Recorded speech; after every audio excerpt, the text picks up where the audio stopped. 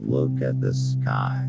We are not alone. The whole universe is friendly to us and conspires only to give the best to those who dream and work.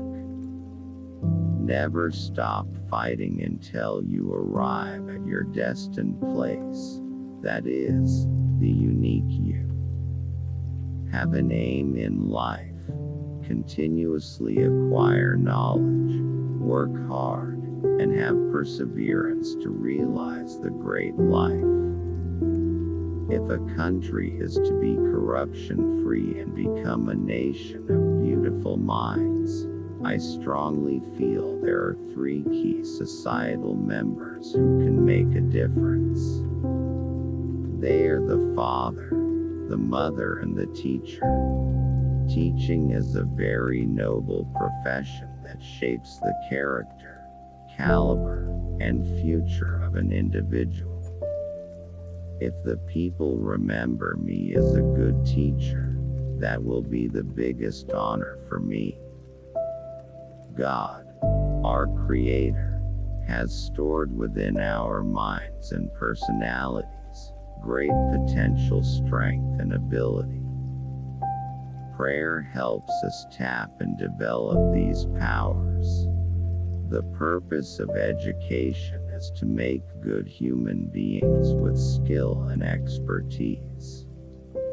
Enlightened human beings can be created by teachers. To become unique, the challenge is to fight the hardest battle which anyone can imagine until you reach your destination. Where there is righteousness in the heart, there is beauty in the character. When there is beauty in the character, there is harmony in the home. When there is harmony in the home, there is order in the nation. When there is order in the nation, there is peace in the world. Let me define a leader. He must have vision and passion and not be afraid of any problem. Instead, he should know how to defeat it. Most importantly, he must work with integrity. My message, especially to young people, is to have courage to think differently, courage to invent, to travel the unexplored path, courage to discover the impossible and to conquer the problems and succeed. These are great qualities that they must work towards. This is my message to the young people. Why are we, as a nation, so obsessed with foreign things? Is it a legacy of our colonial years?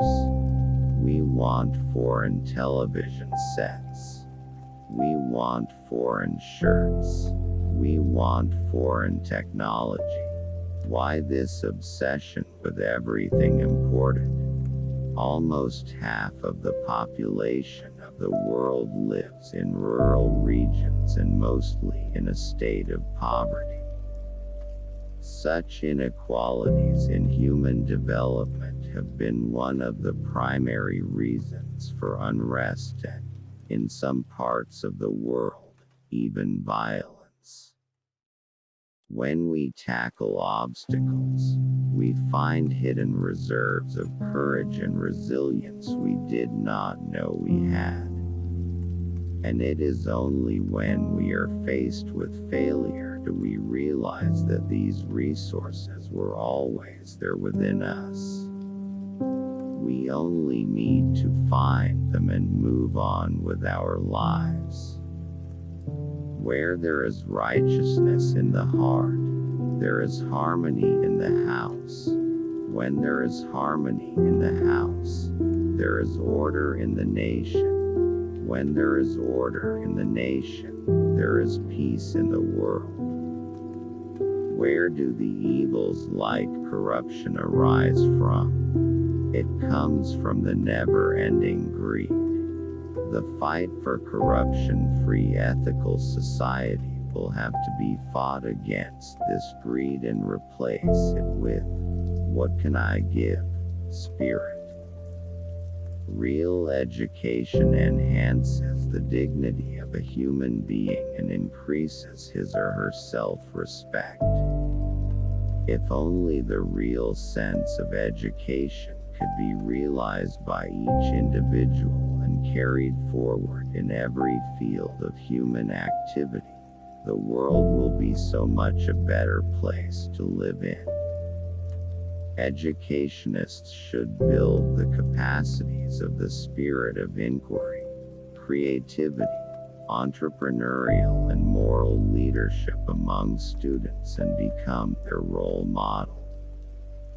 It's when children are 15, 16 or 17 that they decide whether they want to be a doctor, an engineer, a politician or go to the Mars or Moon. That is the time they start having a dream, and that's the time you can work on them. You can help them shape their dreams. We must think and act like a nation of 1 billion people and not like that of 1 million people. Dream, dream, dream. Those who cannot work with their hearts achieve but a hollow, half-hearted success that breeds bitterness all around. Tell me, why is the media here so negative? Why are we in India so embarrassed to recognize our own strengths, our achievements? We are such a great nation. We have so many amazing success stories, but we refuse to acknowledge them. Why? We have not invaded anyone. We have not conquered anyone. We have not grabbed their land, their culture, their history and tried to enforce our way of life on them. We will be remembered only if we give to our younger generation a prosperous and safe India, resulting out of economic prosperity coupled with civilizational heritage. When you look at the light bulb above you, you remember Thomas Alva Edison. When the telephone bell rings, you remember Alexander Graham Bell. Marie Curie was the first woman to win the Nobel Prize. When you see the blue sky, you think of Sir C.V. Raman. When I took over as president, I studied the Constitution, and the more I studied it, the more I realized that it does not prevent the President of India from giving the nation a vision. So when I went and presented this vision in Parliament and in legislative assemblies, everyone welcomed it, irrespective of party affiliations.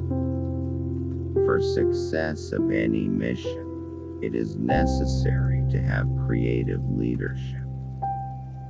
Creative leadership is vital for government, non-governmental organizations as well as for industries. The world has today 546 nuclear plants generating electricity. Their experience is being continuously researched, and feedback should be provided to all.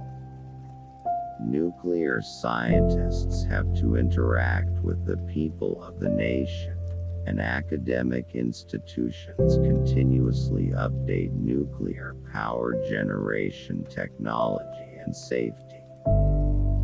Thanks for watching. Please subscribe.